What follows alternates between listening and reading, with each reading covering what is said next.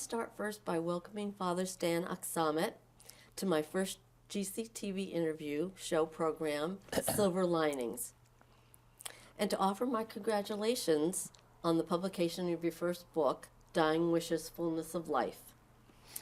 I thoroughly enjoyed reading it, and I read the pages feeling a bit of calm familiarity and hopefulness throughout the pages. I highlighted, underlined, made asterisks, and wrote various comments in between the paragraphs, which I have a tendency to do with most of the books I read. You should see what I did to Barbara Streisand's books. I mean, it's all marked up. So Father Stan, we have a bit in common. Both born and raised in Polish-American households in the small town of Turners Falls, Massachusetts. Attended Turners Falls schools. We've probably had same teachers. And our favorite cheer was Go Blue, Go White, Go Team Piper. Go Thunder. We were parishioners at the Polish Catholic Church of Our Lady of Czestochowa growing up. And so why don't you tell me a little bit about your beginnings, your upbringing, your family, friendships, teachers, classmates, and your faith community. Sure. The community was small enough and tight enough that I really felt the support of every aspect of the community. Neighbors were there to, people had gardens, and they'd be sharing vegetables with everybody, and I'd be trick-or-treating, and I knew everybody, for a wide area. But the interesting thing was that the faith among that immigrant community was not a hobby. By that I mean, separated from the rest of life. And in the book, for one example I give is the opłatek, which is a custom at Christmas. They're rectangular bread, little sheets, and they're made out of the same unleavened bread as the hosts for communion. And there would be Christmas images imprinted on them. Mm-hmm. And they would be blessed in the church. And then at the festive Christmas Eve dinner, each person would have a piece, and you'd break off a piece of one another's opłatek and wish each other, good wishes for the coming new year. Yes, yeah. But I think the genius of it was that it was the same bread-like material as we used in the church. So church and home were combined. And another custom that I've introduced wherever I've been is the blessing of homes.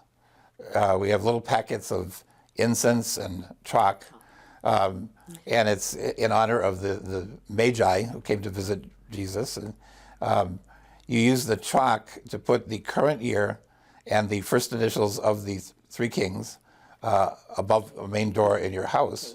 And it's a way of having something blessed in the church, part of the church's calendar, church's year, brought into the home. Mm-hmm. There was one thing, however, that I did not like, and here's how far they would go. My grandparents lived with us, and there's a feast of St. John the Baptist in the latter part of June. And my grandmother believed that I should not go swimming until John the Baptist had a chance to bless the water on his feast day toward the end of June. Oh. So all my friends would be swimming for a long time, and I would, sure. Yeah.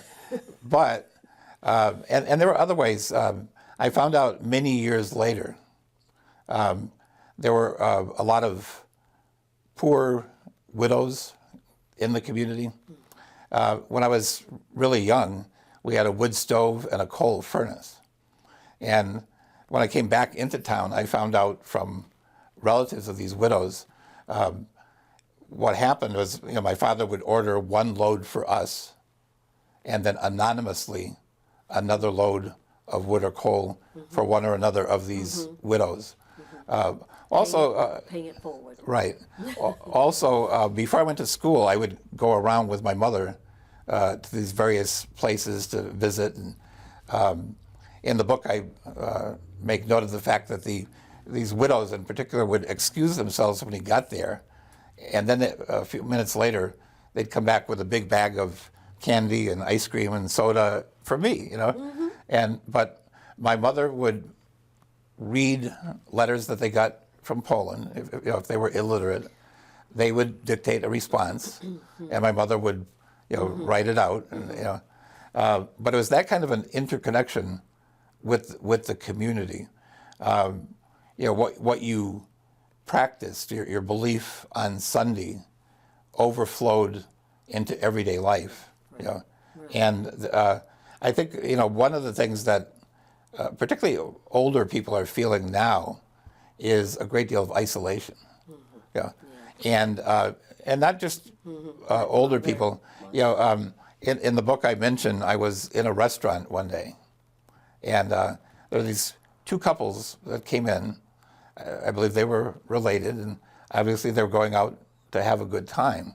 But what I noticed is that three of them were spending their time on their smartphones, and the fourth person was just kind of sitting there, And so when I talk about community and those real interconnections, I want us to be something more than simply sitting in chairs next to each other and happening to be there, each doing your own thing. Right. And one of the things that I think we're doing quite well here in Turners Falls, same thing in Greenfield and other areas, is reaching out to those who are in need.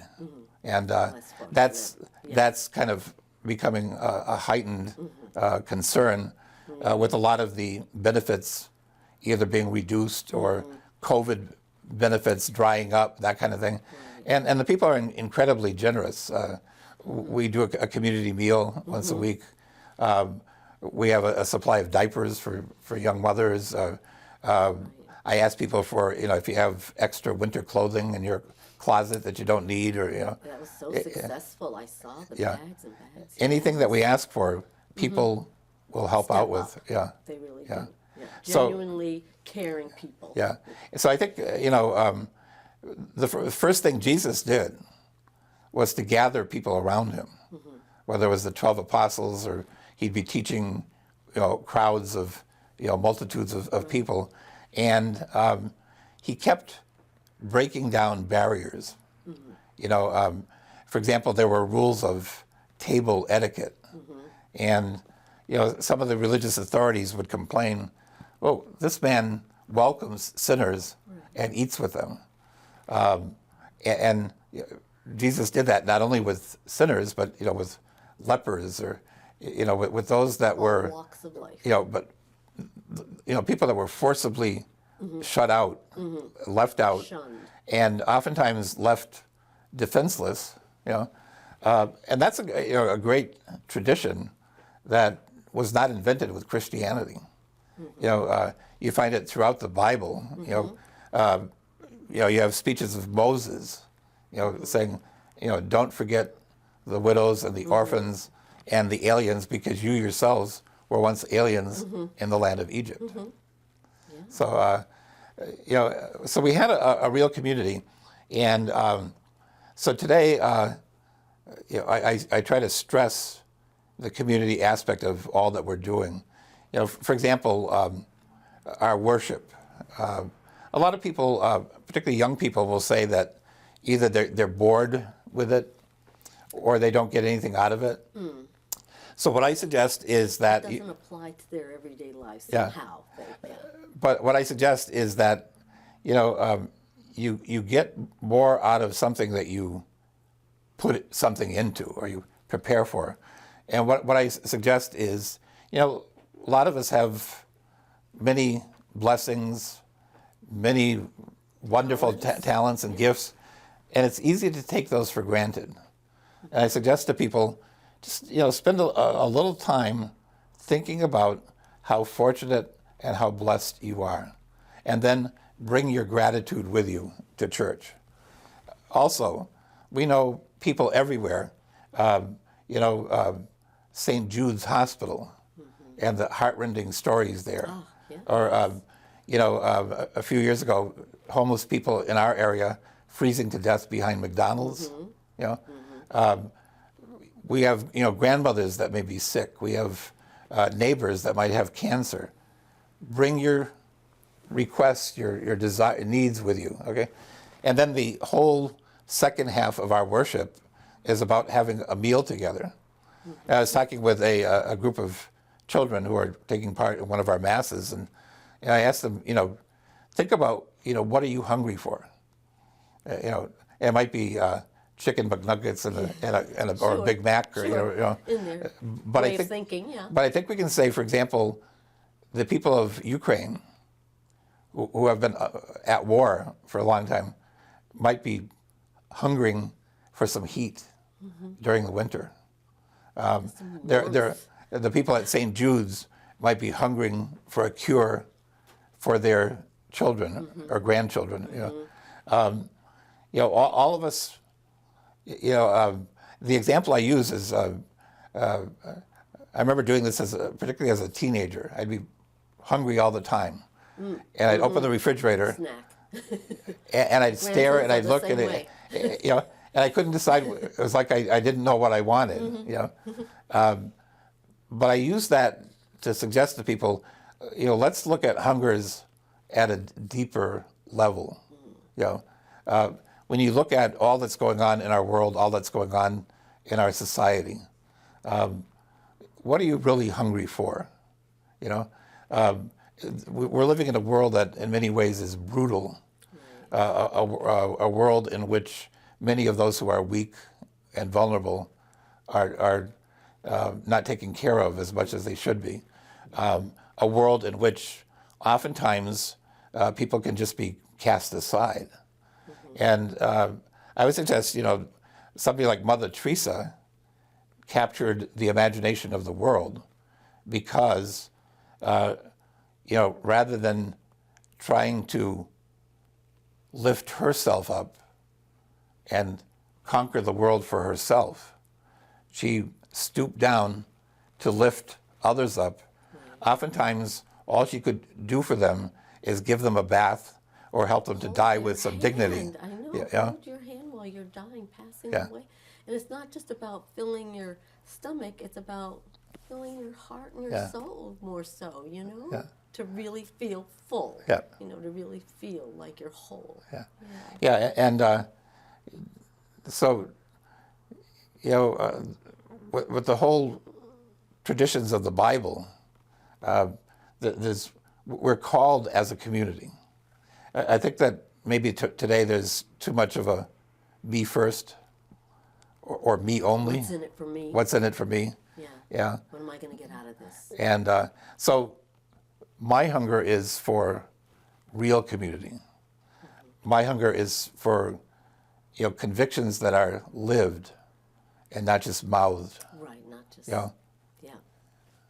Well, now in your book, you refer to that in the very beginning of the book that you were seriously and critically ill, and as you stated, the medical didn't expect that you would live, that you were going to survive, and at that moment, you said it taught you something very important, that you weren't afraid to die, and I was left wondering. At first, wow, because I did not know that occurred to you, that happened to you, and didn't. And as a side note, my one of my grandsons had C. diff, and he was a young child, like 7 years old, very small. He was a twin, premature, wasting away because they couldn't figure out, you know, how to stop it. And if it wasn't for a new transplant procedure, he probably would have died. Really, truly. So I know the gravity of what you were experiencing and how you thought, well, this might be it, but I'm not afraid. But so did that prompt you though to kind of push up, you know, your desire to write the book before you actually did die? And what other factors might have motivated you to write your book there?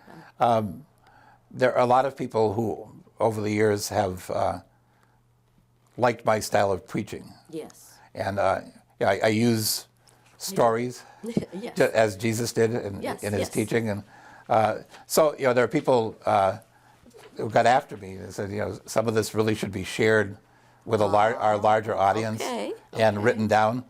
And so I had all these stories and all these ideas.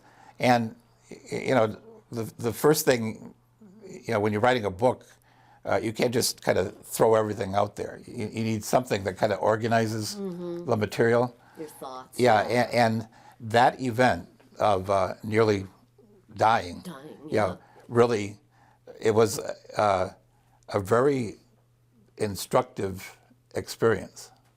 Not that I would go out, wanting to look for it again, but Did you ever like lose conscious? Were you ever? Because when I had my third child, I was what do they call it? Code blue. Were you ever code blue? No. No. Because I was just going to ask you if you ever saw the light. But anyway, go ahead. yeah, no, I was always conscious enough to know how sick I was. Yeah, and but as you say, I did learn. I've preached for my entire ministry about the compassion and mercy of God. I talk about Jesus as the Good Shepherd, not Zeus throwing lightning bolts at people. No, I don't think of him that way either. Yeah, but and the painful thing about this is that it happened at Christmas time. Right. So I was in the hospital. I was not able to be with the people for worship. I could not be with my family. They all still gathered. They had their meal. They had their gifts. So what happened was all the usual things sort of got stripped away. Right. Yeah, and I said, there, it made my sense of priorities clearer, and it sort of stripped away, running around trying to be popular, trying to be successful. When you almost die, it's like you're at the lowest common denominator of humanity. Right. And I think it gave me a new appreciation, first of all, of Christmas. There was no room for Jesus in the normal world where a child we would consider for a child to be born. Had to be born among animals, okay? But mostly it gave me a greater insight into the crucifixion. Because when you think about it, that's a very brutal form of torture, like the worst Excessive, ever almost, invented. Yeah. And yet, in our churches, it has become a central symbol. And the way I look at it is that was when Jesus was stripped away of a whole lot. In my case, I didn't have strength even to get out of bed, and certainly in his case, when you're nailed to a cross, that, yes. you have no control. No, right. So I look at it as his solidarity with the human race, because when I was as ill as I was, I kept thinking about, what if I were one of these people that Mother Teresa dealt with in India?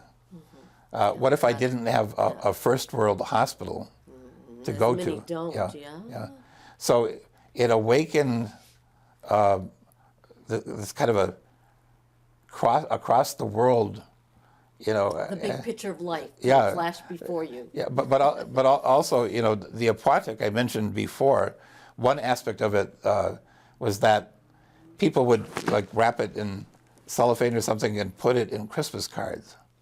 Oh, we did that. Oh, yes. And we did that. my dad was born here, so he was an American citizen.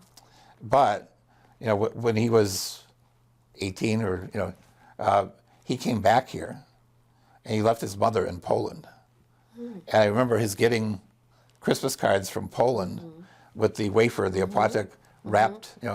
So there's a solidarity that I experienced like with everybody that's alive today, but also everybody that's ever been In your alive. past. Yeah. And, you know, In the past, yeah. and so the cross became like the symbol of, you know, Jesus' solidarity with us at our lowest. You know, At any level and yeah. stage in our You know, lives, yeah. and there in the early reflections on Jesus, there's a lot of writing about his emptying himself, becoming one of us, not deeming equality with God something to be grasped at. Okay, and it began with the birth in very humble situations. Right. Also, he was homeless. You know, he says, you know, the Son of Man has no place to lay his head. Wanderer. A wanderer, yeah. And so he became one of us. He became one with us. And there's a statement he makes, there's no greater gift than to lay down one's life for one's friend. And before that, I always thought of somebody, like a soldier, lying down on a grenade so the rest of his friends would not be Would be spared. killed, you know, Yeah. that kind of love. Right. But in this, you know, with this worst form of torture, you know, Jesus went to the very depths of what human beings can suffer and made himself one with us in the suffering. And by rising from the dead, he did not allow the suffering and the death to have the last word. Right. You know, Conquered it. yeah, the authorities tried to silence him, but he overcame that. You know, it's just, it became a powerful, powerful firsthand experience. I had reflected on these things before in an abstract way or, you know, doing theology. Sure. But, you know, Reading, when you're actually almost discussions. dying, Yeah. you get a new appreciation for, Really yeah. comes right full force in Yeah. your face, yeah. Now, when a person is trying to accomplish a task, such as writing a book, you know, you'll hear people say things like, well, you got to make time, Father. But I always say, you know, because they've said it to me when I'm writing scripts or whatever, you know, but I think to myself, well, you know, 60 seconds is always going to be a minute. Yeah. 60 minutes is always going to be an hour. I cannot, you know, I'm not a space-time continuum person here. But how did you, because you really do juggle a lot of balls there in your life, you know, throughout your day and year. And so how did you find the time to collect your thoughts that you say you have been thinking about over time and how people have encouraged you to write? And what was the process actually in writing the book? I know you must have had help with different people offering to type it or, you know, that kind of thing. But what was that process like, you know? The beginning of the process was the preaching material, the homiletic material, which is in my computer, and you know, I could go back to it. So simple enough. Yeah. So I would start with some of those insights, and then rewrite it in greater depth. Oh, Okay. And I would do a little bit at a time here, a little bit at a time there. But on several occasions, let me give you an example. I went to Rockport, Maine, here in Massachusetts. Gloucester, Rockport. Oh, okay. Okay. Massachusetts. Yeah. And so I had this motel that was almost on the line between Rockport and Gloucester. So Lovely area. Yeah, as soon as I woke up each day, I would go to, you know, where the kind of the touristy area of Rockport began. There was this lovely little park that had a couple of small picnic tables in it.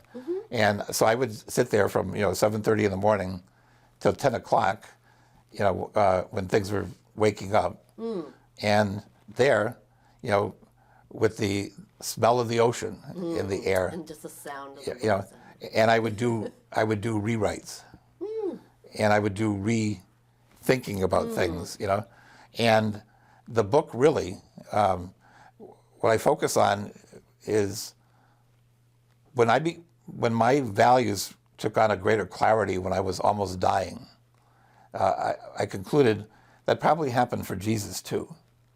When he knew that he was a dying person, whatever he focused on then, I think would be most important, logically. And I found four things. One was that at the Last Supper, he washed the feet of his disciples. Humble. So humble service. He gave them the Eucharist, the sacred meal. So it's not enough to just hear his teaching and get his example, but we have to continually be nourished by what he taught and by how he wanted to be remembered, Right. and to nourish us. Tapping into it. Yeah. On the cross, he was able to pray, Father, forgive them, for they know not what. I mean, you're being tortured. Your blood is flowing out of you, and yet, Pain how, he's an innocent man, wrongly condemned, tortured to death, made an example of in this humiliating way, and still he's able to say, Father, forgive them, for they know not what they do. But for me, the main thing is in the Gospel of John, just before Jesus is arrested, at the Last Supper, the last thing he does is to pray, Father, may they be one as you and I are one, so that the world may believe that you sent me. Okay? Easier said than done. Yeah. As it Unity. But whatever. Yeah, in the early church, Yeah. other people could look at Christians and say, honestly, and marvel at, see how they love one another. There was something unique about them. But if we say that love is our number one goal and priority, that's the first commandment, and yet we don't practice it, then the world will not believe. So what happened? What went askew, do you think? Yeah, I think that love has become politicized. And extremism Yeah, plays into every aspect of religions or something. yeah. Just looking at our particular system, it's like people have chosen to approach issues through the lens of either the Republican Party or the Democratic Party. Okay, and then if there happens to be room for love, we'll toss it in there somewhere. Sure. We'll squeak it in. But what I'm suggesting is that let's take a step back and not allow our love to be politicized. Let's find ways of getting to common ground. Right. It's just like if I go through the drive-through at Dunkin' Donuts and I say I'm going to pay for the car behind me, I don't care if it's who it is. I don't care if it looks like it's a Mercedes behind me or a Volkswagen, or if there's a Republican in there, or it doesn't matter. I say, I don't care how much it is, how much the cost is. I say, just put it, because isn't that really the essence of, does it matter? Yeah.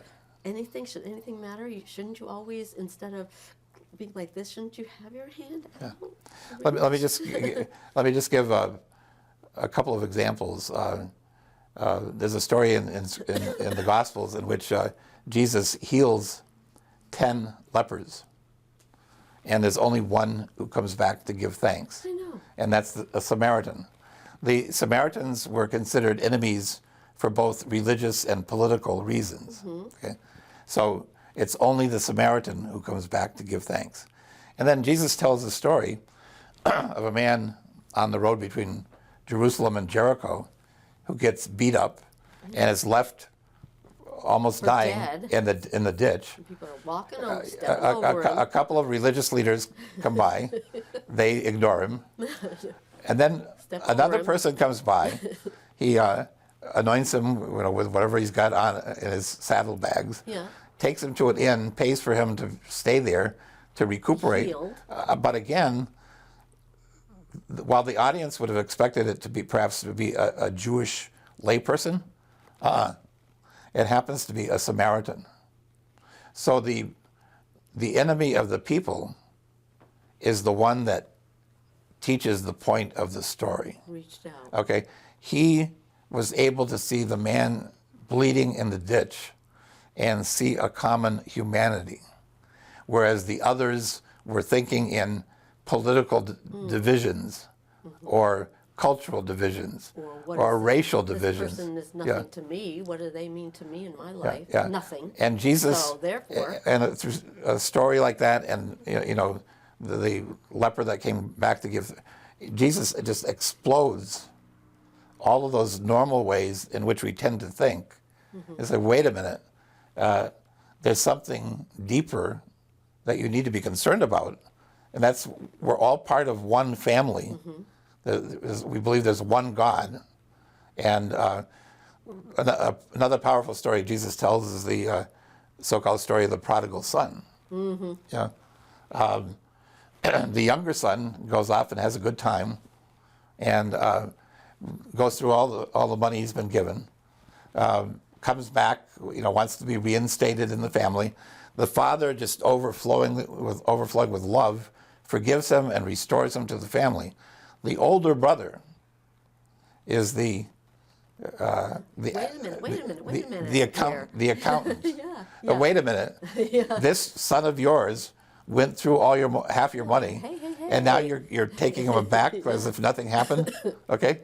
The father says, "Wait a minute. He's not just my son; he's your brother. Yeah. Aren't you happy that he's alive? That he's back?" And we don't know the end of the story, whether that older brother went into the party or not. Why is that? And I think Jesus. Why does he cut it off like that? Well, I think the power of the story is to draw you into it, Right. and then you have to struggle with its dynamics, and ask yourself, if I'm like that older brother, am I ready to party with people that I have felt are not deserving of my love? Yeah, see. And Jesus taught, if you only love those who love you, what's the big deal about that? What I say to you is, love your enemies, pray for your persecutors. Then you will prove that yourselves worthy of something better than just the stuff on the surface. Yeah. I do think my mother did like my brother best, though, but that's okay. He was a nice guy. Yeah. You know my brother Mike. Oh, sure, yeah. Chemo and Molesky Yeah, basketball. So you have traveled beyond Turner's Falls, because before we started this interview, you were showing me these magnificent works of art from like all over the world. This is like a museum. So you've gone beyond the town limits, obviously, in your young adult life with your education, I believe, was probably that thing that really got you out and about first, and then in your own personal, obvious travel adventures.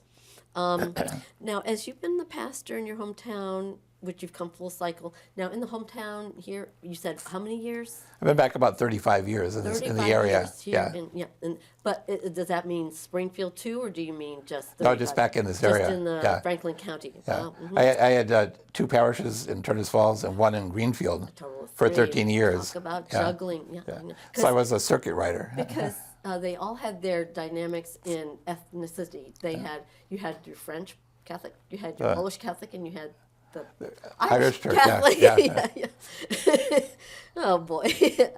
Huh? And you've come in. So devoted members of your parish family, and they are devoted to you. I've just been here because I was at RLHS, but my husband and I have been here for a while now, and they are very devoted parish family here. You have. They've come to shape and strengthen your faith beliefs, I'm sure, because you see the good in them. Nobody's perfect, though, and I know you know that, which involved Jesus' words of guiding and shepherding a flock, because you seem very good at being, that shepherding kind of person, towards giving them a sense of purpose, compassion, and giving. That's really obvious all the time with all the fundraising you do and all the outreach this parish does. So talk about, though, the challenges you've had and continue to face in this ministry, and how you were able to express them so creatively in your book. I mean, like you say, some people have a way with words, So, and you're very good at that. And I think you were like that. I get a sense you were like that even as a child. I get a sense that maybe you were able to talk to your parents on a very good and compassionate and caring level, your friends, your classmates, your teachers. I get that sense about you as a human being. But it's not always easy to translate, a thought and then put it so clearly and beautifully in context of a book. So, how? Yeah. How, what, why, who? Yeah, you mentioned travel. Growing up, I'm old enough that we really tended kind of not to need to go very far. Route 91 had not been built. That was in the 60s, is that correct? When Yes, they built yeah. that? Yeah, I remember And that. we used to have buses every 15 minutes between Turners Falls and I Greenfield. rode them all the time. My mother never had a And license. that was the key to the success of Greenfield's Main Street. Mm-hmm. My mother and I, before we went to school, could take the bus over, Absolutely. go the entire area, and So your mother never had a driver's license? No, no. Mine never did either. No. but the stores were there. But not having to worry about parking. You go over there. We knew every lunch counter and all these stores survived. Corner cupboard. But at any rate, I studied for 4 years in Belgium. At what age? This would be after I graduated from college. So this is Young, seminary, mid-20s. 22 to 26. Oh, wow. And, So that's a big switch from Turner's Falls, Massachusetts. Oh, sure, yeah. Oh, gosh. And the great thing was that with a student ID, you could go anywhere by train half price. So we took advantage of every day off, amazing. every vacation, but it's through travel that I think I really began to appreciate what people are like. For example, I went to the Soviet Union when it was under communism. Right. I went to Poland when it was under communism. Sure. Yeah. We went to Berlin. I went through Checkpoint Charlie into East Berlin under communism. Did you ever fear? Did you have fear? Not really. Traveling like that? No, not really. Well, why was that? Because I might have been a little looking over my shoulder, sitting with my Well, back to the wall. I don't know. Maybe when you're young, you don't really think of you're all the naive, consequences. Yeah. I went to Oklahoma when I was very young, and my brother would think, "What are you doing out so late? Oklahoma City is much different, Susie, than Turners Falls, Massachusetts. Yeah. Kind of get a grip. Don't be naive, But what struck me is, for example, on the streets of Moscow, if we looked like we were lost, people would come over to us, and if they knew a few words of English, they'd say hello. Can we help you? Oh, really? Seriously? Yeah, I didn't know. and we had this wonderful tour. One evening we were supposed to go to see Lenin's tomb, and a couple of us decided we really didn't want to see Lenin's tomb, so we asked, could we see the famous Moscow Circus on Ice, where they have bears ice skating and Seriously? Yeah. By that evening, we had front row seats.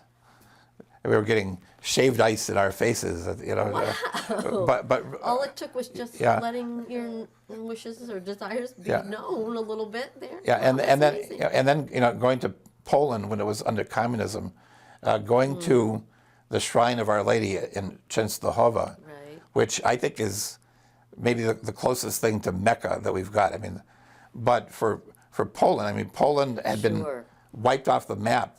Everybody was always invading them and overrunning Yeah, them. they never knew literally, for over 100 years, they literally did not exist as, No. okay?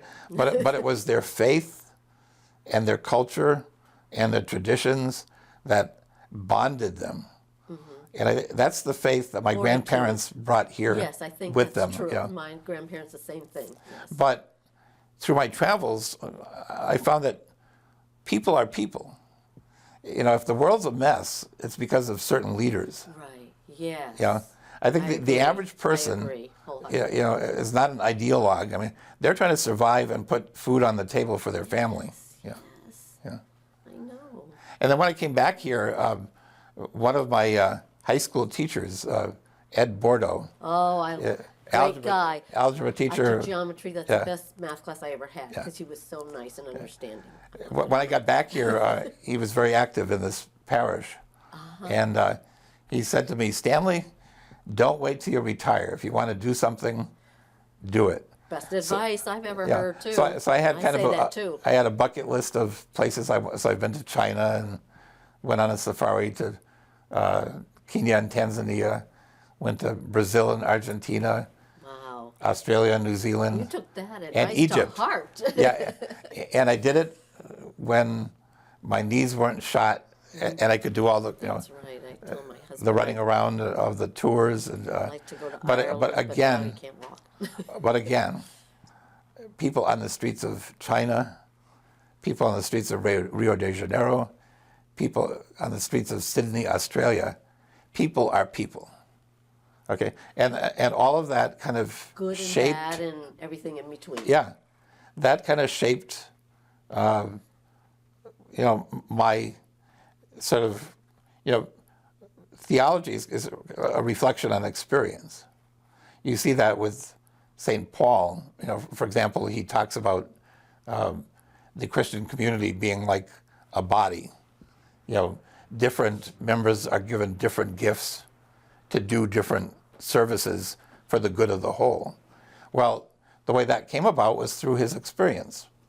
He would go and he'd be talking first to the Jewish people, and then all of a sudden he would find that non-Jews were giving evidence that they were being touched by the Holy Spirit.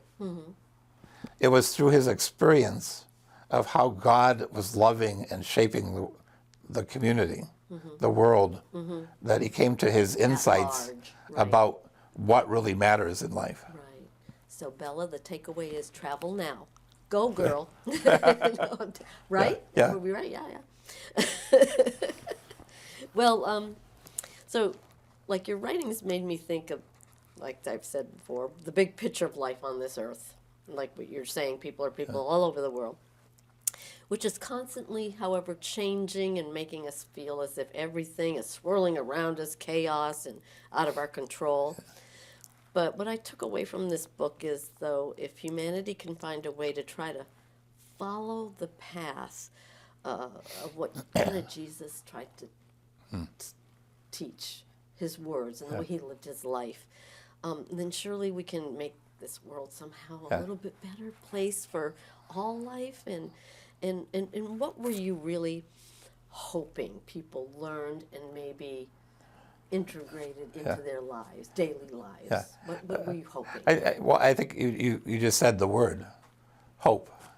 That's a question I get very often.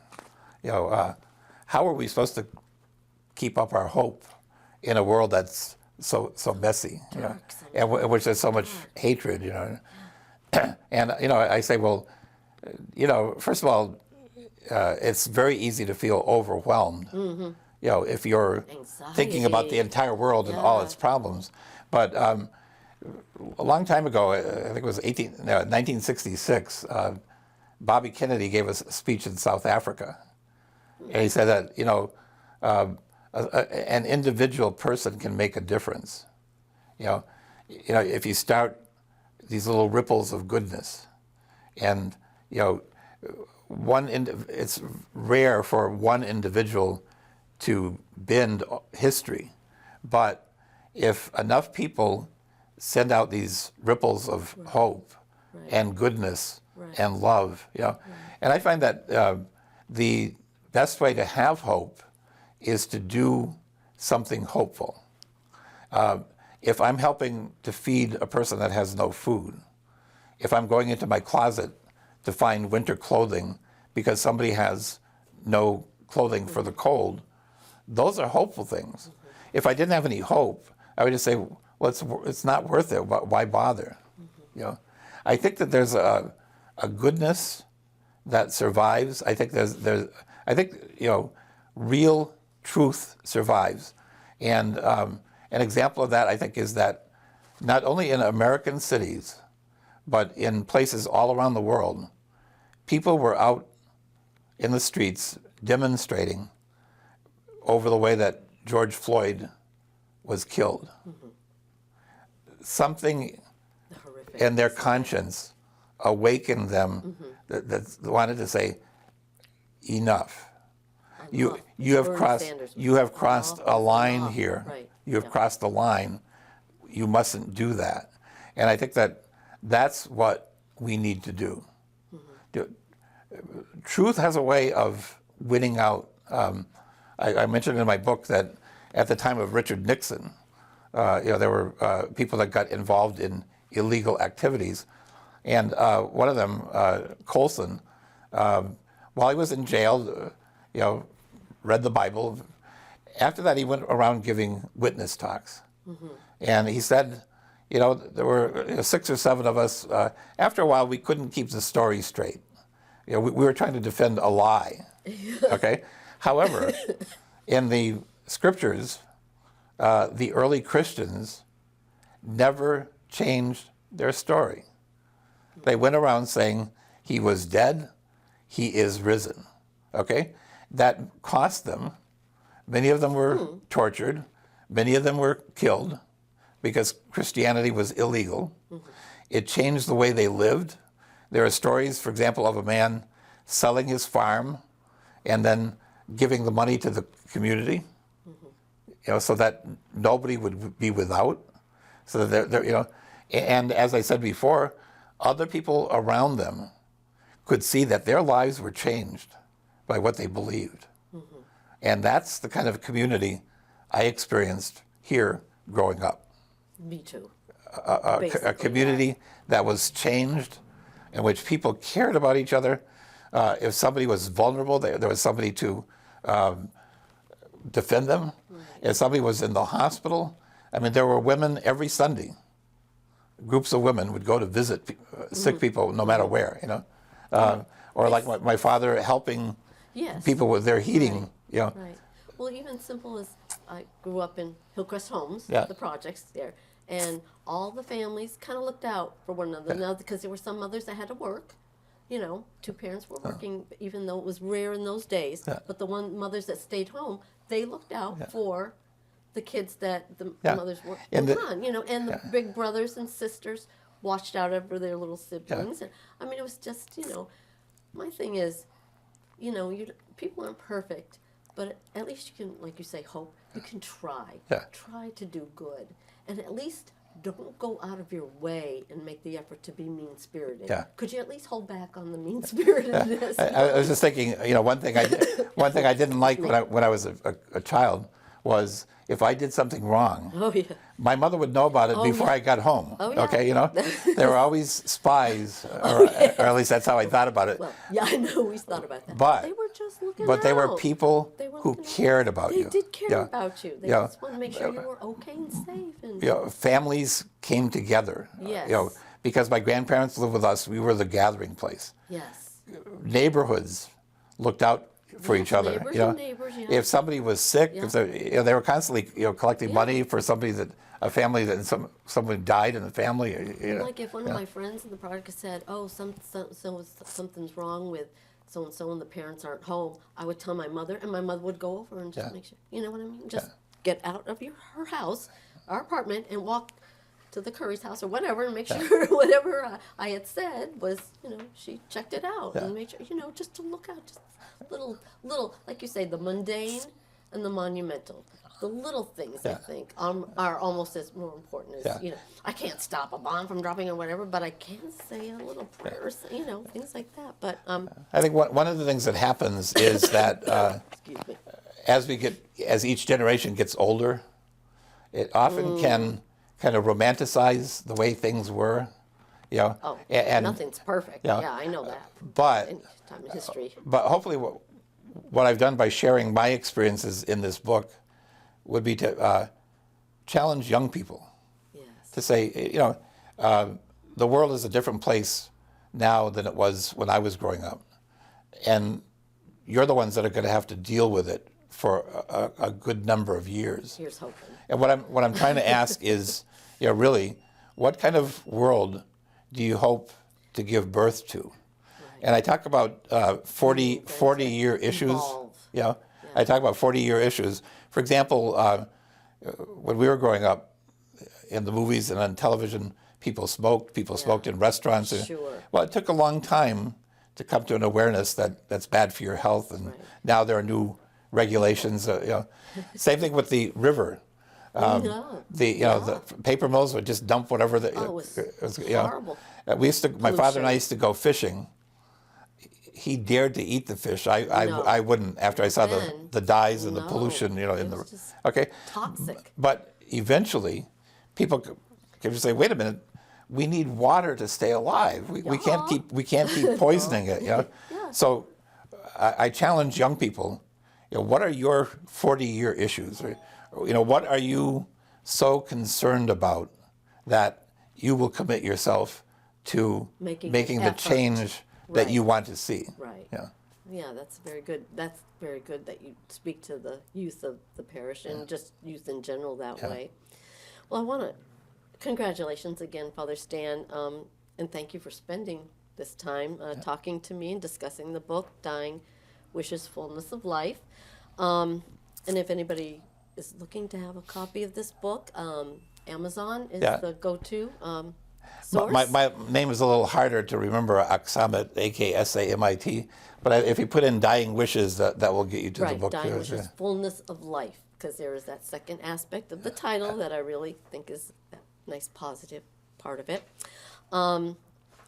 And I just want to say my wardrobe is provided today by the Salvation Army Store and Turners and Hens and Chicks of Greenfield. I like to shop local, be a local supporter. My hairstyling is by Amy Kostansky, and my makeup is Shelley Allenby, who I know personally. She's my daughter.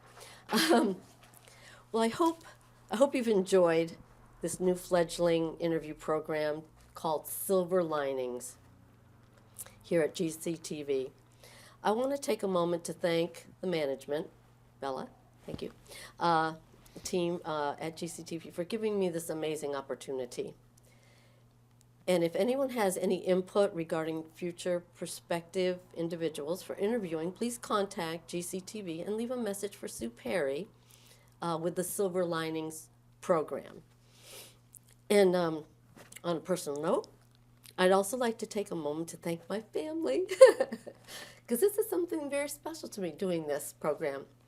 And I don't think it's lost on me that my first interview is with a parish priest, someone of faith, and because I met somebody in the community who just talked to me and just kind of answered a few questions and met me for coffee.